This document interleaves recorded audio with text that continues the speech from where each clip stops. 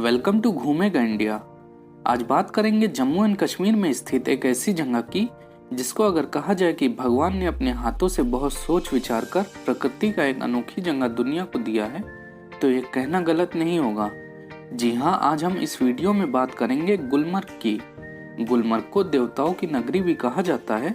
कश्मीर की घाटी में स्थित गुलमर्ग हनीमून के लिए, परिवार के साथ छुट्टियां बिताने के लिए तथा बर्फ में खेला जाने वाला खेल प्रेमियों के लिए बहुत प्रसिद्ध है। भारत में सबसे अच्छी स्कीइंग जगहों में से एक गुलमर्ग भव्य बर्फ से ढके पहाड़ों, हरी भरी हरियाली, झील और फूलों के लिए एक बहुत ही प्रसिद्ध जगह है।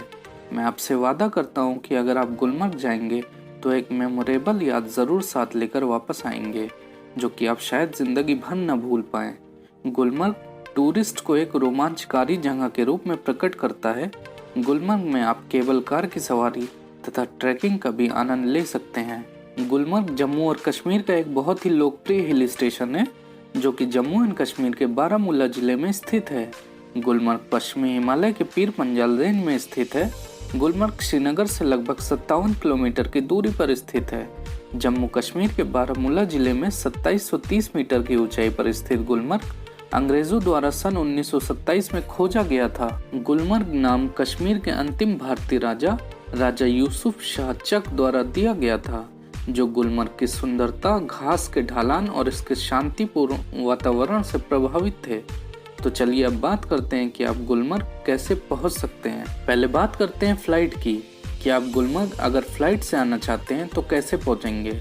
तो गुलमर्ग से नियरेस्ट एयरपोर्ट श्रीनगर एयरपोर्ट है, जिसका नाम है शेखुल आलम एयरपोर्ट, जो कि गुलमर्ग से 57 किलोमीटर की दूरी पर स्थित है। यह एक डोमेस्टिक एयरपोर्ट है जो भारत के बहुत से मेजर सिटीज से डायरेक्टली कनेक्ट है। फिर एयरपोर्ट के बाहर से आप प्राइवेट टैक्सी भी हायर कर सकते हैं, जिसका किराया लगभग 1500 रुपये होगा। श्रीनगर एयरपोर्ट से गुलमर्ग तक का आप एयरपोर्ट से शेयर टैक्सी भी ले सकते हैं, जिसका किराया आपको सस्ता पड़ेगा। अब बात करते हैं कि अगर आप ट्रेन से गुलमर्ग आना चाहते हैं तो कैसे आएंगे। तो गुलमर्ग का नियरेस्ट रेलवे स्टेशन जम्मू है, जो कि गुलमर्ग से लगभग 290 किलोमीटर की दूरी पर स्थित है। जम्मू रेलवे स्टेशन भारत के ज्यादातर शहरों से जुड़ा हुआ है। अब बात करते हैं कि आप गुलमर्ग अगर बस से आना चाहते हैं तो कैसे जाएं। तो गुलमर्ग श्रीनगर, सोनमर्ग और कश्मीर के अन्य शहरों से डायरेक्टली बस से कनेक्ट है।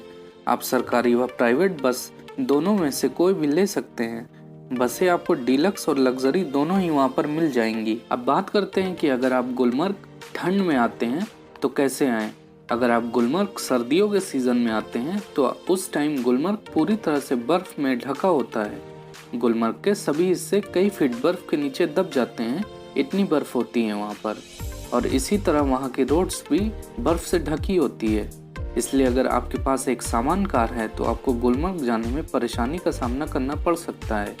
इस बर्फ में केवल 4x4 गाड़ियां ही गुलमर्ग के लिए जाती हैं। कोई नॉर्मल गाड़ी गुलमर्ग बर्फ के समय नहीं जा सकती।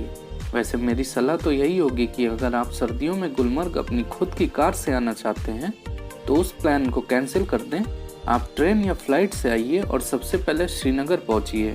फिर श्रीनगर से टांगमार्ग के लिए टैक्सी लीजिए और फिर टांगमार्ग से 4x4 टैक्सी गुलमर्ग के लिए हायर करिए। टांगमार्ग से 4x4 टैक्सी गुलमर्ग के लिए आपसे 700 रुपये से 800 रुपये में मिल जाएगी। अब बात करते हैं गुलमर्ग के मौसम के बारे में। तो 2690 मीटर की ऊंचाई पर होने के कारण गुलमर्ग का मौसम हमेशा ठंडा ही रहता है। यहाँ पर गर्मी बहुत कम होती है और जून जुलाई जैसे महीनों में भी आपको रात में सोने के लिए कंबल की ज़रूरत पड़ती है। गुलमर्ग में गर्मी का मौसम आमतौर पर बहुत अच्छा और सुखद माना जाता है। हालांकि गर्मियों में दोपहर में तापमान 37 डिग्री सेल्सियस तक भी जा सकता है। गुलमर्ग का औसत तापमान लगभग 13 डिग्री सेल्सियस से 29 डिग्री सेल्सियस के बीच रहता है। जुलाई में आपको यहाँ पर मानसून देखने को मिलेगा और बारिश की वजह से गुलमर्ग की घाटियाँ हरी भरी हो जाती है। सितंबर के मध्य से ठंड बढ़ना शुरू हो जाती है और टेम्परेचर में काफ़ी गिरावट होना शुरू हो जाती है। फिर दिसंबर के मध्य के बाद यहाँ पर कभी भी बर्फ गिर सकती है, लेकिन आमतौर पर स्नोफॉल जनवरी के मध्य में पड़ती है। फिर जनवरी और फरवरी में पूरा शहर बर्फ से ढका रहता है। जनवरी फरवरी महीने में गुलमर्ग का औसत तापमान -5 डिग्री से 10 डिग्री सेल्सियस के बीच रहता है। अब बात करते हैं कि गुलमर्ग आपको किस टाइम व किस सीजन में आना चाहिए। तो मैं आपको बताऊं, गुलमर्ग की यात्रा के लिए सबसे अच्छा समय वास्तव में इस बात पर निर्भर करता है कि आप गुलमर्ग में क्या देखने गए हैं और आप गुलमर्ग में किस चीज़ की तलाश में गए हैं। हर किसी का गुलमर्ग आने का कारण हमेशा एक जैसा नहीं होता। कुछ लोग यहाँ पर स्नोफॉल का मज़ा लेने आते हैं तथा बहुत से लोग चिलचिलाती गर्मी से राहत पाने के लिए गुलमर्ग आते हैं। आपका गुलमर्ग आने का कारण जो भी हो, लेकिन यकीन मानिए गुलमर्ग आपको निराश कभी नहीं करेगा। यदि आप गुलमर्ग बर्फ देखने आ रहे हैं तो फरवरी का महीना आपके लिए सबसे अच्छा होगा।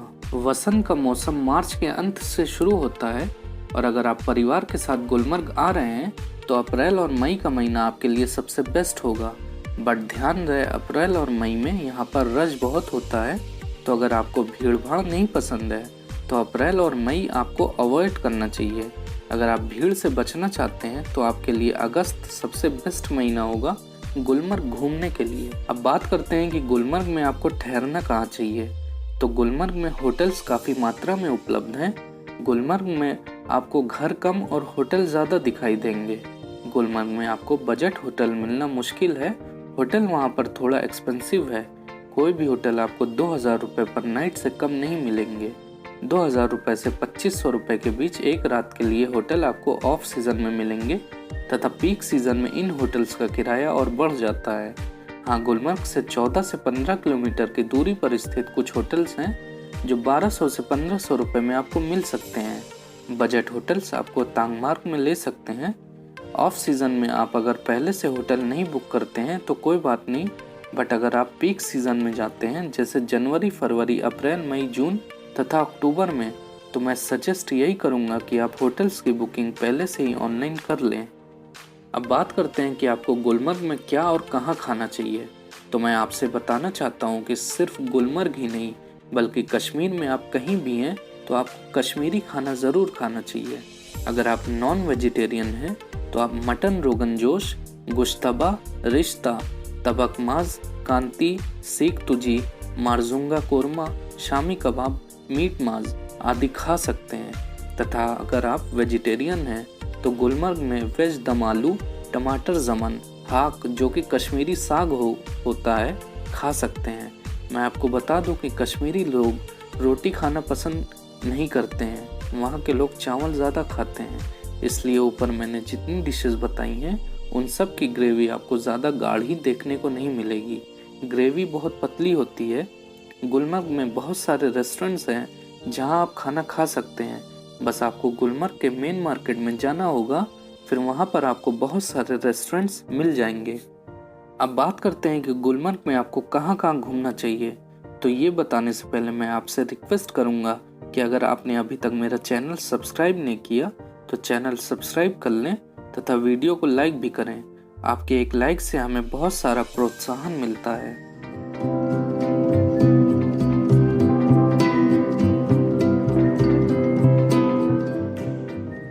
गुलमर्ग गोंडोला। कश्मीर में सबसे प्रसिद्ध स्थान गुलमर्ग गोंडोला एशिया में सबसे ऊंची और सबसे लंबी केबल कार है। इस केबल कार पर आपकी सवारी 2 चरणों में होगी। पहला चरण गुलमर्ग से कोंगदूरी तथा दूसरा चरण कोंगदूरी से अपरवात पीक तक होती है। सवारी के पहले चरण में 9 मिनट तथा दूसरे चरण में 12 मिनट लगते हैं। जमीन से हजारों फीट ऊपर और नीचे बर्फ से ढकी चोटियों के साथ लटकती केबल कारों में यात्रा करना निश्चित रूप से उत्साह और भय दोनों का मिश्रण है। इसलिए अगर आप गुलमर्ग गए हैं तो इस रोमांचक गोंडोला राइड का आनंद जरूर लें। Gulmarg golf course.